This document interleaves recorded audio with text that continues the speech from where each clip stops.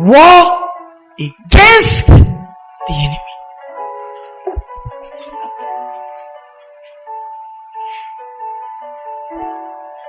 Are you following what I'm saying to you now? War against the enemy. We're in a war, guys. We're in a war. There are certain things that you must war against. Listen. Sometimes people think when we say war against the enemy, or when we are talking about warfare, and all we are talking about is, preach the gospel, have disciples. Is it true? Yes. Is the devil fighting you over the souls of men? Yes. Yes, so yes. But if you are going to see the results that you need to see, it's not enough to just be saying, I'm going to preach. A major victory you must have first is victory over yourself.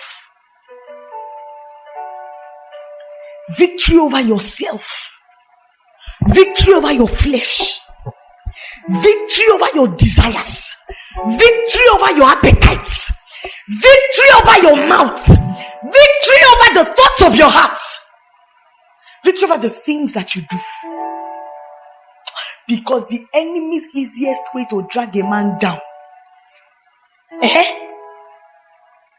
is by using that which that man loves so much. Things he cannot walk away from. Your flesh is the enemy's greatest weapon over you. Before we start talking about fighting with the devil for men's souls, we need to fight with the devil for our own souls. I'm not talking about, you have been saved. I'm talking about your flesh. Because yes, you are a saved man. It's the Holy Ghost in you. Your flesh is not saved though. That's why before you were saved, you were hungry. The day after you got saved, you were still hungry that day. Who's here? The day you started speaking with tongues, before you were talking in tongues, you were thirsty. After you started speaking in tongues, you will speak in tongues and excerpt, you will even be thirsty. In the midst of the speaking in tongues, you will drink water. Are you following what I'm saying? We're talking about warfare.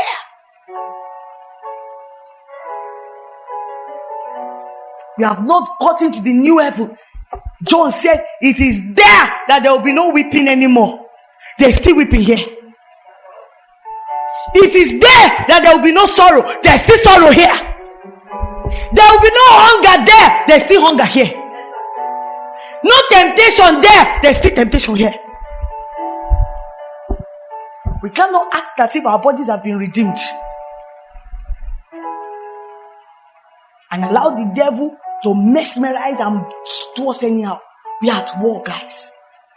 The first victory you must have, and you must have it consistently, is victory over yourself. Is victory over yourself. There are things that your flesh desires. Galatians chapter 5, Paul told the Galatian church, he said, the spirit is constantly warring against the flesh. There is always war. In Romans 7, Paul says there's war within my members. The things I don't want to do, I find myself doing them. I find myself doing them. So there is a war we must win. There are certain things we can't afford to play with. Yesterday I told us against satisfaction. What against satisfaction? Very key. What against satisfaction? Very key. You will just die while you are still alive. You will be smelling, rotting, yet you are alive. Your spiritual life will be a mess, breeding worms.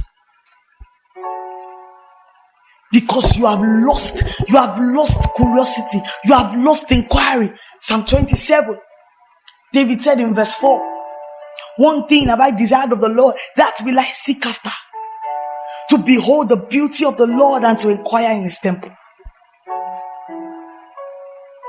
One thing I've desired of the Lord, I will go after it for the rest of my life. Behold his beauty. That's a man who understood that satisfaction is a weapon of the enemy. Satisfaction is a weapon of the enemy.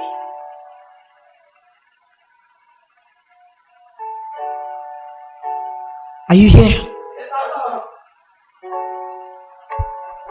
Are you here?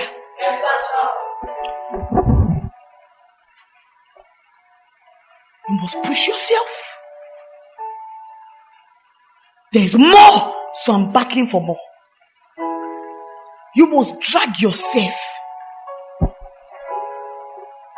Your consistency, you must fight for your consistency. You must fight for your attention. Are you listening to what I'm saying? You must fight. Fight for your consecration. Fight for your devotion.